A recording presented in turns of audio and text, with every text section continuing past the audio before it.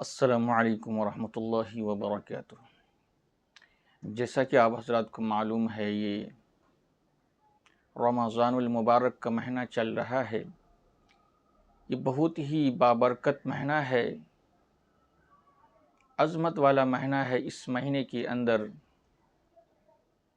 تمام امت مسلمہ کو زیادہ سے زیادہ عبادت کرنے کی کوشش کرنی چاہیے اور اس مہینہ کی قدر کرنے کی کوشش کرنی چاہیے، اس لیے کہ اللہ تبارک و تعالی نے دوبارہ ہماری زندگی میں اس مہینے کو عطا کیا ہے، تو اس مہینے کے اندر ہم لوگ اللہ کی عبادت کر کے اللہ کو خوش کر سکتے ہیں، اللہ کو راضی کر سکتے ہیں۔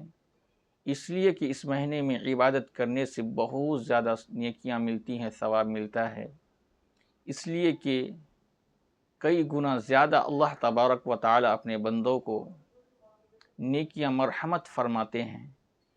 تو دوستو، ماہ رمضان کا روزہ تمام مسلمانوں پر فرض ہے۔ اس سے پہلے لوگوں پر بھی فرض کیا گیا تھا۔ قرآن کریم کے اندر ہے، یا ایھا الذین آمنوا کتب علیکم الصیام کما کتب علی الذین من قبلکم لعلکم تتقون، کہ ایمان والو، تم پر روزے کا رکھنا فرض کیا گیا ہے جیسا کہ تم سے پہلوں پر فرض کیا گیا تھا، تاکہ تم متقی بن سکو، پرہیزگار بن سکو۔ تو روزہ کے ذریعہ سے ہم متقی بن سکتے ہیں، پرہیزگار بن سکتے ہیں، اللہ کا قرب حاصل کر سکتے ہیں۔ کہ مقدس مہینہ چل رہا ہے، اس مہینہ میں ہم کو چاہیے کہ زیادہ سے زیادہ عبادت کریں، تلاوت کریں اور نوافل کا اہتمام کریں اور صدقات و خیرات کریں، کیونکہ یہ مہینہ سال میں ایک مرتبہ آتا ہے۔ اگر اس مہینے ہم اللہ کو خوش نہ کر سکے تو یقیناً پورے سال میں ہم اللہ کو خوش نہیں کر سکتے ہیں، اس لیے کہ اس مہینے کے اندر اللہ کی رحمتیں بہت قریب آتی ہے۔ اس لیے اس مہینے میں زیادہ سے زیادہ عبادت کیجیے، تلاوت کیجیے، نوافل کا اہتمام کیجیے، تراویح پڑھیے اور روزہ کو رکھیے۔ روزہ کو بالکل بھی ترک نہ کریں۔ کوئی شخص اگر ایک روزہ کو ترک کرتا ہے، وہ زندگی بھر اگر روزہ رکھے پھر بھی اس ماہ رمضان کے ایک روزہ کا مقابلہ نہیں کر سکتا ہے۔ اس لیے ہمیں بغیر عذر کا کبھی روزہ ترک نہیں کرنا چاہیے۔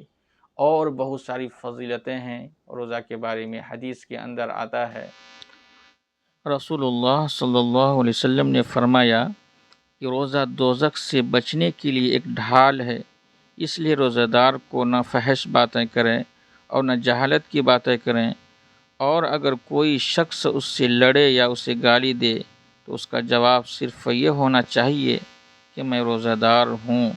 یہ الفاظ 2 مرتبہ کہہ دیں۔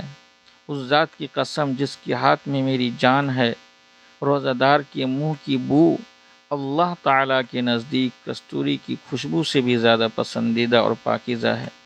اللہ تعالیٰ فرماتا ہے، بندہ اپنا کھانا پینا اور اپنی شہوت میرے لیے چھوڑ دیتا ہے، روزہ میرے لیے ہے اور میں ہی اس کا بدلہ دوں گا، اور دوسری نیکیوں کا ثواب بھی اصل نیکی سے 10 گنا زیادہ ہو جاتا ہے۔ تو اللہ تبارک و تعالی سے دعا کیجیے کہ اللہ تبارک و تعالی اس ماہ کی قدر کرنے کی توفیق عطا فرمائے اور اس ماہ مقدس میں ہمیں زیادہ سے زیادہ عبادت کرنے کی توفیق عطا فرمائے، زیادہ سے زیادہ صدقات و خیرات کرنے کی توفیق عطا فرمائے۔ السلام علیکم ورحمۃ اللہ وبرکاتہ۔